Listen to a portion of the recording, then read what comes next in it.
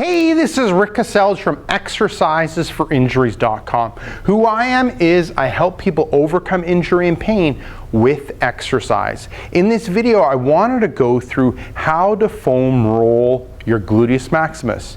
Now, why would you end up foam rolling out your gluteus maximus? A lot of times with people, they'll end up building tension in that area, and unnecessary tension in the gluteus maximus can end up leading to unnecessary stress on the SI joint, sacroiliac joint, or it can end up leading to unnecessary stress on the hip or the lower back. So a lot of times people don't know it or don't feel it until someone checks to see if their glute max is overactive, or if they end up giving the foam rolling exercises a go, which are an example of like self-massage, in order to get that glute maximus to relax.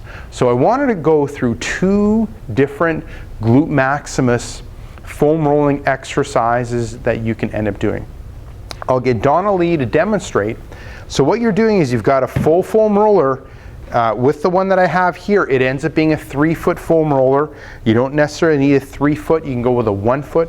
I have a 3-foot so I can do a wide variety of exercises. So you're starting sitting on the foam roller on your sit bones, so the bony parts that you feel in your seat, or ischial tuberosities. Now you're going to roll forward, so down towards your knees just a little bit, and then you're going to roll back over that ischial tuberosity and roll up over the glute or the seat all the way up to the pelvis and back. Now the negative of this exercise is you really got to be cautious of your shoulders, and so if you have a bad shoulder injury, you might not be able to get into this position.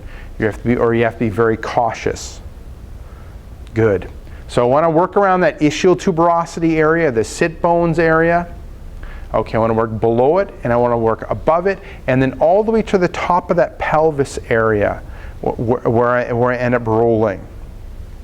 So that ends up being the first one. Now the second one ends up, so we move away from both legs and we just end up focusing on one. So we move it to one side, and we're going to do the exact same thing.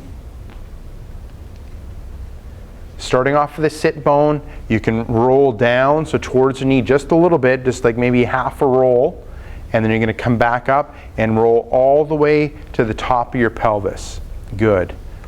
And back. And what you might end up feeling is, tension areas, and that's good.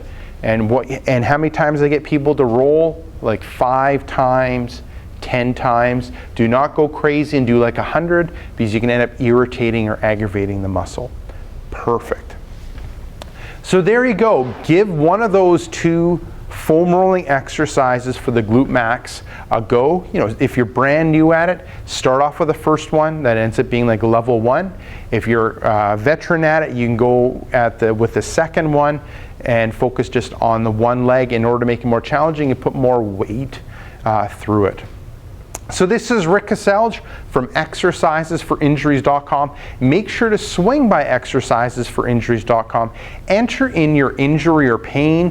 There's a good chance of an article, video, or an interview that'll help you overcome your injury or pain. Secondly, if you're watching this on YouTube, head up above, hit subscribe. What that'll do is every couple days you'll get a video like this, where I talk about tips and tricks on overcoming injury or pain. Thirdly, head down below, hit like, and leave me a question or comment.